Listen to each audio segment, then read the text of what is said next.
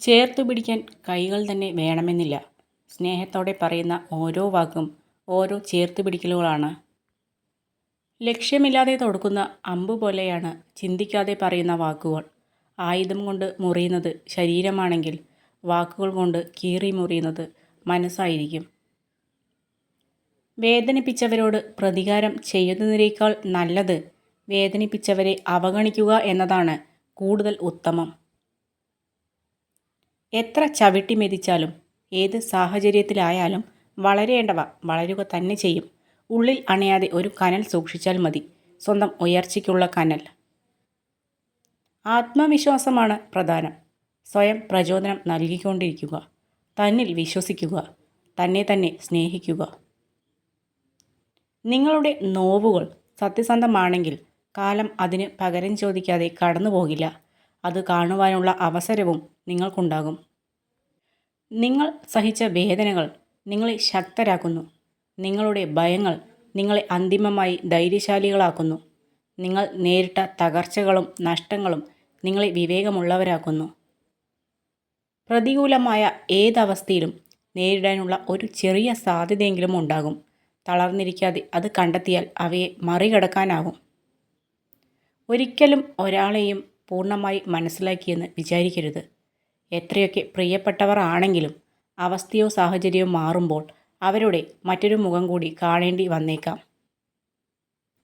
ജീവിതത്തിൽ എന്ത് നേടിയാലും ഒരിക്കൽ അതെല്ലാം നഷ്ടമാകും എന്ന് ചിലർ പറയാറുണ്ട്. പക്ഷെ ഒരിക്കലും നഷ്ടമാകാത്ത ചിലതുണ്ട്, ചിലരുടെ ഓർമ്മകൾ. ചില കള്ളങ്ങൾ അങ്ങനെയാണ്. പറഞ്ഞവർ പെട്ടെന്ന് മറന്നു പോവുകയും കേട്ടവർ കാലങ്ങളോളം ഓർത്തു വയ്ക്കുകയും ചെയ്യും. ഓരോരുത്തർക്കും ഓരോ കഥകളുണ്ട്. ആ കഥകളിൽ ഓരോ ശരികളുണ്ട്, മറ്റാർക്കും മനസ്സിലാവാത്ത അവരുടേതായ ശരികൾ. ജീവിതത്തിൽ എല്ലാം നല്ലതാകുമ്പോഴല്ല, എന്തൊക്കെ സംഭവിച്ചാലും അതിൻ്റെ നല്ല വശങ്ങൾ മാത്രം തിരഞ്ഞെടുക്കുമ്പോഴാണ് നമ്മൾ സന്തോഷത്തിൽ എത്തിച്ചേരുന്നത്.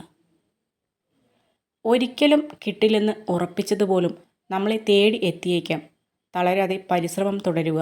അധ്വാനത്തിൻ്റെ ഫലം ഇന്നല്ലെങ്കിൽ നാളെ നമ്മളെ തേടി വരും. ആരിൽ നിന്നും അധികമൊന്നും ആഗ്രഹിക്കാതിരിക്കുക എന്നതാണ് നമുക്കും നമ്മുടെ മനസ്സിനും നൽകാവുന്ന ഏറ്റവും വലിയ സമ്മാനം. തുടർച്ചയായി പോസിറ്റീവ് ചിന്തകളിലൂടെ മാത്രം കടന്നു പോകുന്ന ഒരു വ്യക്തിക്ക് മറ്റുള്ളവരെക്കാൾ പെട്ടെന്ന് തന്നെ ശരിയായ തീരുമാനങ്ങൾ എടുക്കാൻ സാധിക്കും. നമ്മൾ ഒരു ബന്ധത്തെ വില കുറച്ച് കാണുകയോ അല്ലെങ്കിൽ അമിത പ്രാധാന്യം നൽകുകയോ ചെയ്യുമ്പോഴാണ് ബന്ധങ്ങളിൽ ഏറ്റവും കൂടുതൽ വിള്ളൽ വീഴുന്നത്.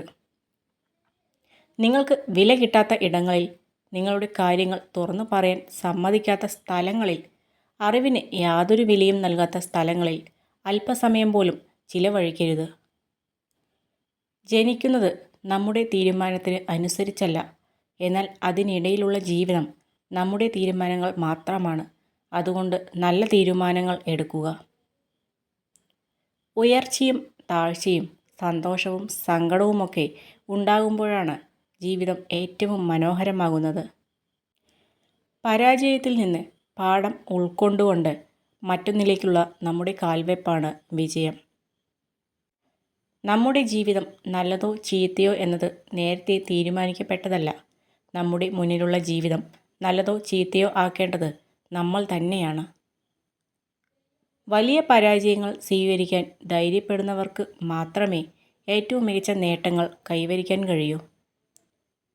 ചില വിഷമങ്ങൾ നമുക്കുണ്ടാകുന്നത് നമ്മളെ പരീക്ഷിക്കുന്നതിന് വേണ്ടിയല്ല, മറിച്ച് നമ്മുടെ കൂടെ നടക്കുന്ന ചില ആളുകളെ മനസ്സിലാക്കി തരാൻ വേണ്ടിയാണ്.